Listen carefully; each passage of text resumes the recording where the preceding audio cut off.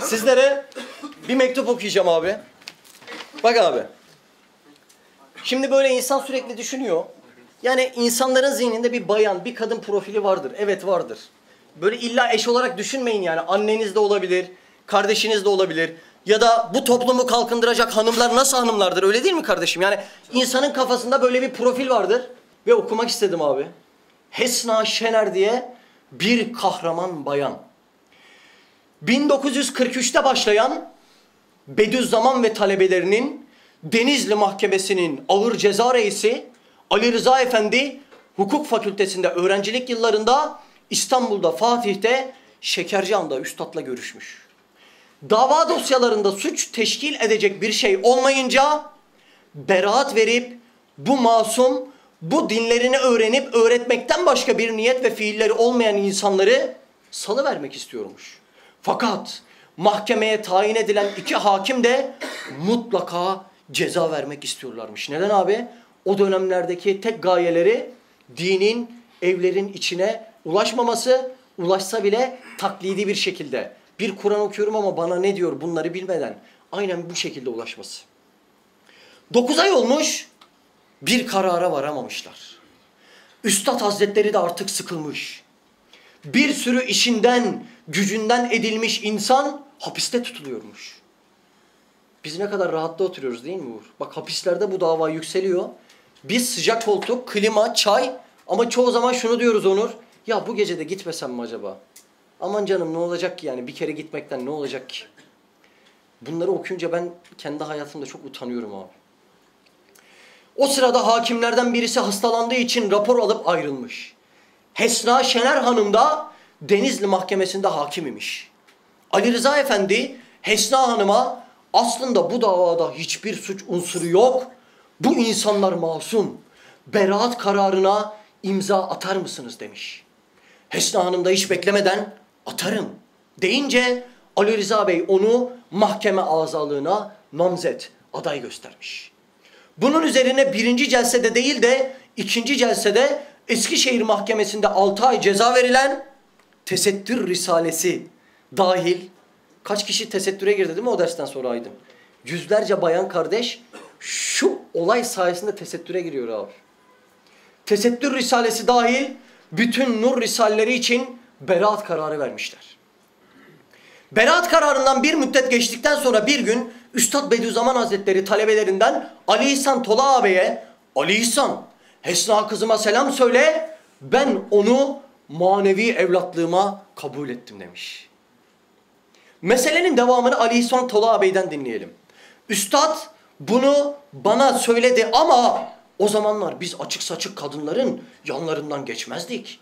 Onun için gitmedim. İkinci sefer üstadın yanına vardığımda yine manevi evladım Hesna'ya selam söyle dedi. Yine gitmedim.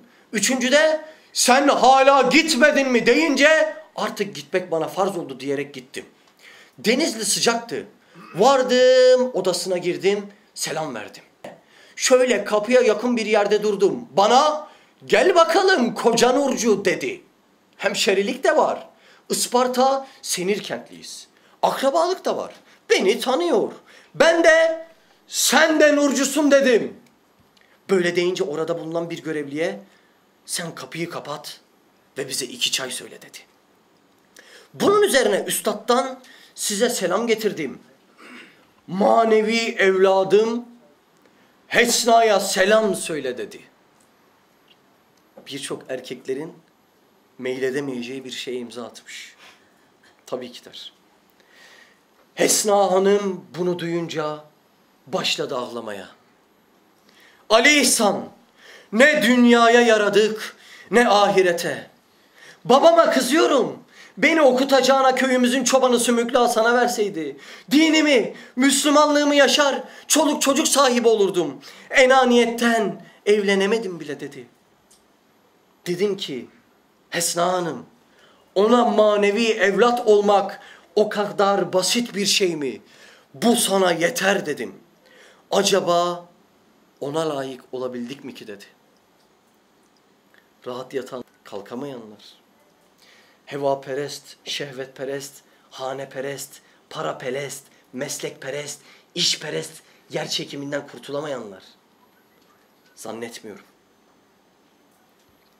Üstadın huzuruna vardığımızda durumu arz ettim. Üstad Ali İhsan, ben onun ismini gavsların, kutupların yanına yazdım. Ben onlarla beraber dua ediyorum. Erkekler korktu ama o kendisini ortaya koyarak Kur'an'ın davasına taraftar çıktı. Yarın mahşerde Kur'an ona şefaatçi olacak dedi. Var mı hayatınızda böyle bir eylem? Dükkan kapamaktan başka.